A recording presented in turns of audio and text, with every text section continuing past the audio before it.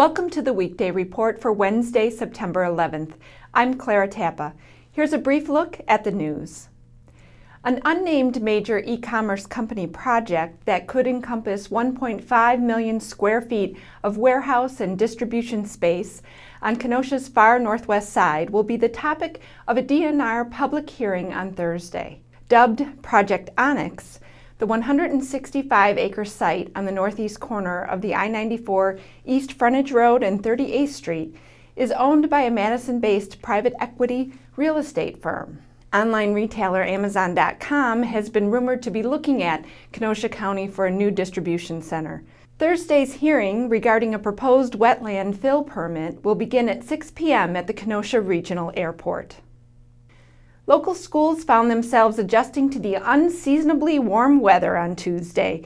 It was a tale of two climates at Southport Elementary School, where some, but not all, classrooms are air-conditioned. Some schools, including Riverview and Silver Lake, moved all primary classes to spaces with air conditioning. While it's still warm and sticky today, a cool-down is on the way Thursday and Friday. A 75-year-old Trevor-area man drowned while swimming in Center Lake in Salem Tuesday afternoon. Shortly before midnight, a search crew recovered the body of Clyde Rousseau from the bottom of the lake. He was in water that was about 22 feet deep when he went under. Pleasant Prairie Republican Jonathan Stites is making another run for state senate, this time in a different district.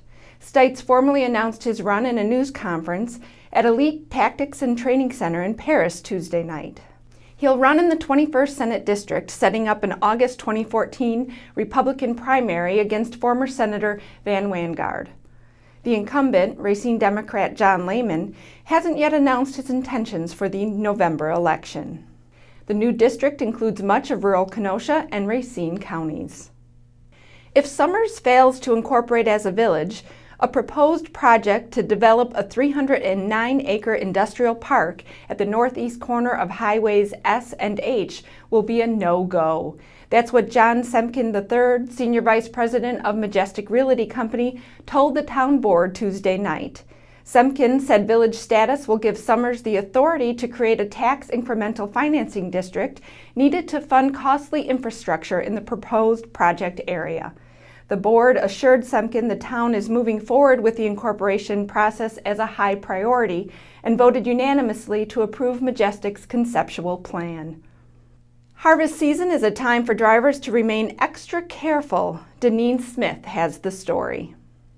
With harvest season approaching, drivers need to be cautious about slow-moving farm equipment on Kenosha County roads.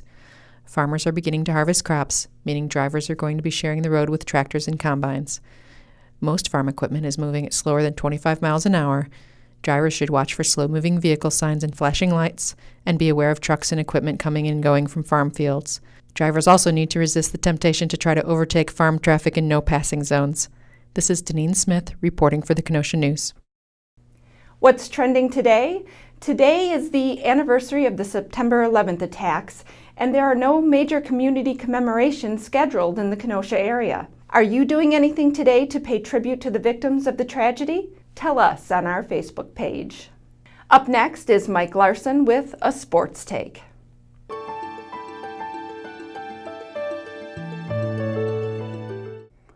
Tremper and Indian Trail meet Friday night at Amici Field in the first truly big local high school football game of the season. Both teams enter 3-0 overall and 1-0 in the Southeast Conference. The Hawks have a slightly better resume and are ranked number 6 in Division I in the latest WisSports.net coaches poll. The Trojans will have revenge on their mind. Last season, the first varsity victory in Indian Trail history came against Tremper. Zach Giannakos ran for 260 yards and 3 touchdowns in the 49-35 decision. It was one of just 2 victories for the Hawks in 2012, a win total they've already surpassed in 2013. The first goal of every team is to become playoff eligible. With 4 SEC victories necessary, the victor Friday night will go a long way to accomplishing that goal, with a little bragging rights to boot. I'm Mike Larson, and this has been a Sports Take. Thanks, Mike. Now here are a couple of stories we're working on. John Kadovich has a story on the proposal for the city to become involved with Kenosha Unified's Food for Learning project. And a proposed residential development on the former Frank Wells Company property will be the topic of another neighborhood meeting tonight. Bill Guida will be there. Pick up a copy of the Kenosha News and check kenoshanews.com for all the details on these stories and more. I'm Clara Tappa with the Weekday Report.